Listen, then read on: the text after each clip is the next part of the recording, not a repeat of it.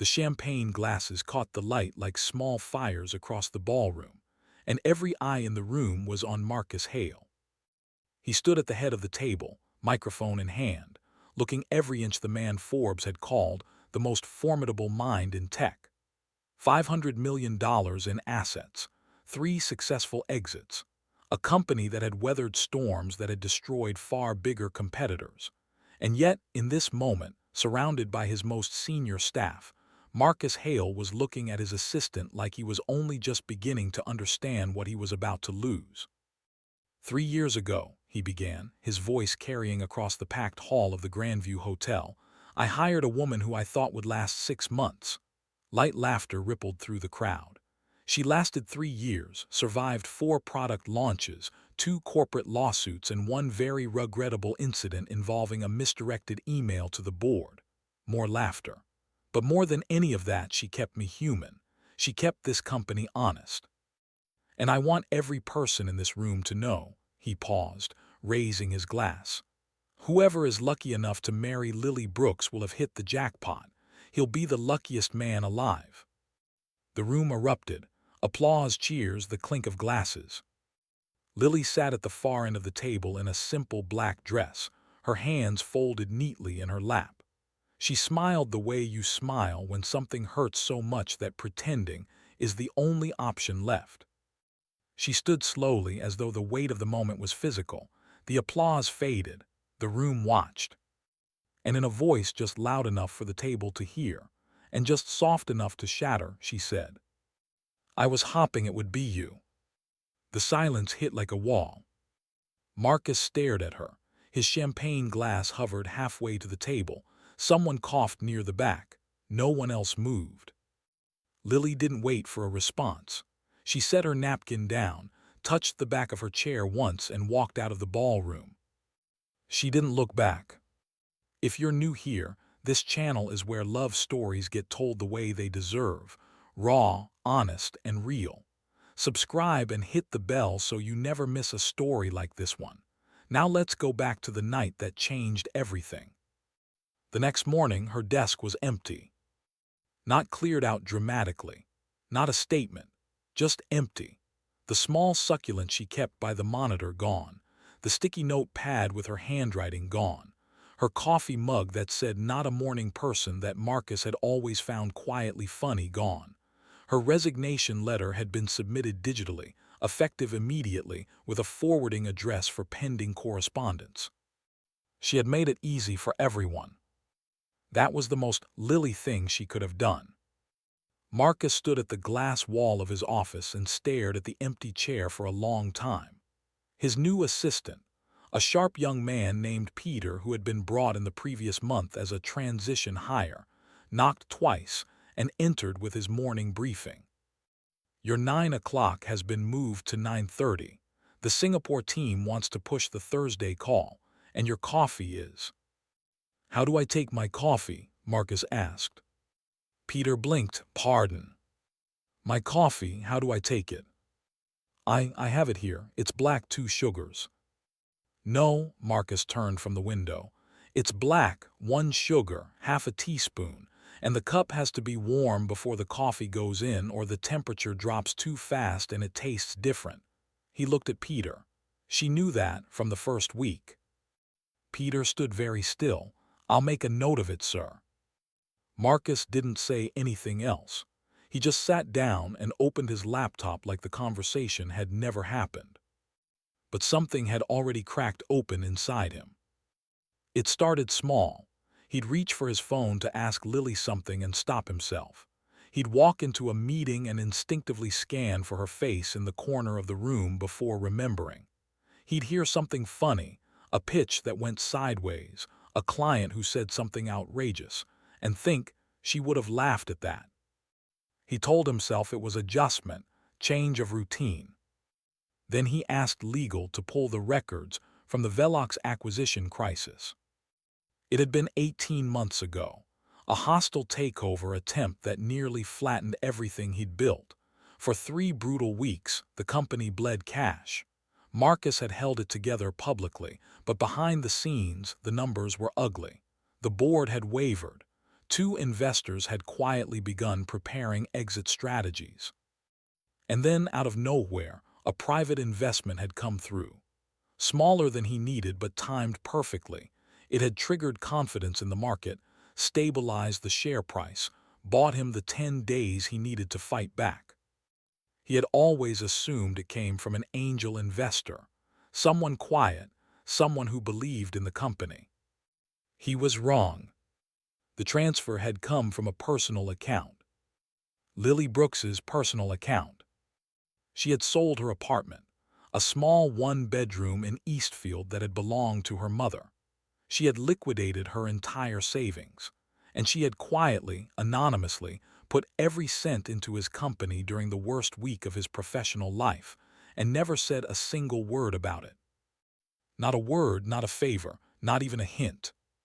Marcus sat back in his chair. He thought about every time she'd shown up before he asked. Every time she'd shielded him from someone trying to get close for the wrong reasons. Every time she'd told him the truth when everyone else told him what he wanted to hear. He had called her invaluable. He had called her loyal. What he had never done, not once, was ask her how she felt. It took him 2 weeks to find her. She had moved back to her grandmother's town, a small place called Millhaven, about 4 hours outside the city. It had a community center and a Saturday farmer's market, and exactly one coffee shop that closed at 2 in the afternoon. She was behind the front desk of the community center when he walked in. She looked up, and for 1 second, just one, her face went completely open. He saw it.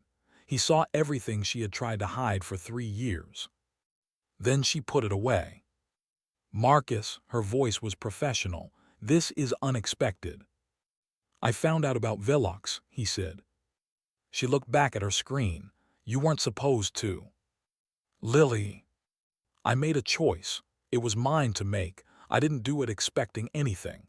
She finally met his eyes. Please don't make it into something that complicates things. You sold your apartment. You would have done the same. I don't think I would have, he said quietly. Because I don't love anything the way you, he stopped.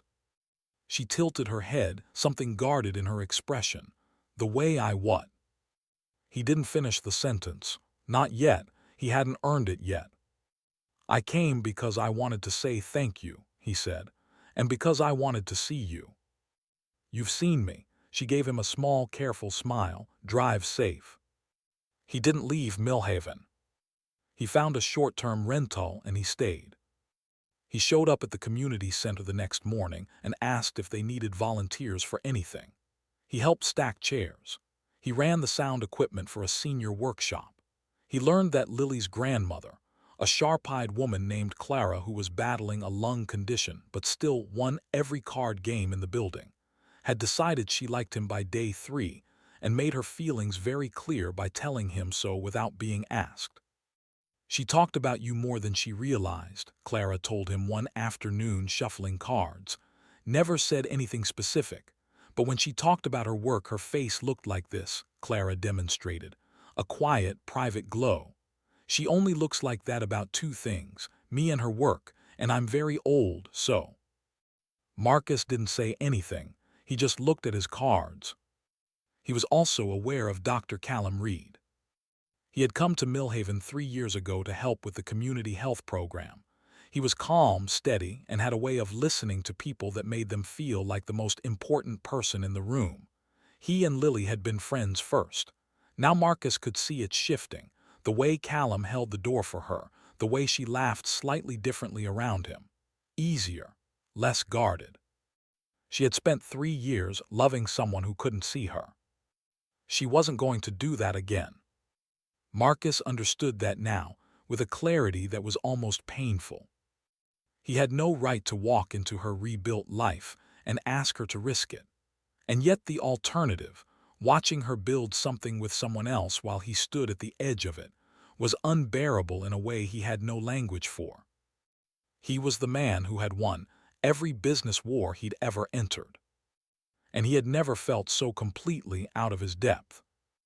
The Millhaven Charity Gala fell on the last Saturday of the month. It was for the Community Health Fund, a big deal locally, held in the town's old waterfront hall. Lily had organized most of it.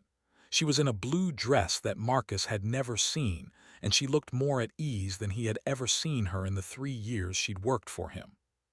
Callum was beside her for most of the night. Marcus stood at the edge of the crowd and watched people bid on auction items and dance and tell each other stories. He watched Lily laugh at something Callum said and felt the moment closing. He had two choices. He could protect himself, leave quietly, let her have this life she had built piece by careful piece after he had unknowingly broken her heart in front of an entire company. Or he could stop being the man who recognized love only after he'd already lost it. He walked to the center of the room. He asked the MC for one moment. The music faded. 200 faces turned toward him. He found Lily's eyes. 3 weeks ago, he said, I stood in a ballroom and said that whoever married Lily Brooks would be the luckiest man alive. His voice was steady, but only just. I was wrong. He started walking toward her. The luckiest man isn't whoever marries her. He stopped a few feet away. It's me, if she'll still have me. The hall was absolutely silent. Lily's jaw was tight. Her eyes were bright and dangerous. Callum had taken a quiet step back. You had 3 years, she said. Her voice was low. 3 years. I know. You gave a speech about my future husband. Her voice cracked on the last word. I know, I'm sorry. I was an idiot. You were, she exhaled. You really were. He waited. She looked at him for a long time. Then she asked, if you had another chance at that night, when I said what I said and walked out, what would you have done differently? Without hesitating, I would have followed you out the door. She pressed her lips together. Then quietly, so only he could hear, took you long enough. They got married 6 months later in Millhaven on a Saturday in the same waterfront hall. Clara won at cards at the reception. Callum attended because he was, genuinely, a good man. There were more people from the small town than from Marcus's corporate world, and that was exactly right. Marcus Hale had negotiated mergers worth hundreds of millions. He had rebuilt a company from the edge of collapse. He had been called ruthless, visionary, relentless. But on that Saturday, in a rented suit in a small town 4 hours from everything he owned, watching Lily walk toward him in a dress she'd bought locally for under $200, he had never felt richer. If this story stayed with you, do one thing right now. Subscribe and leave a comment telling me which moment hit you hardest. And if you know someone who needs to hear a love story today, share this with them. There are more stories like this one coming, and you don't want to miss them. Like the video. It helps more people find stories like this one.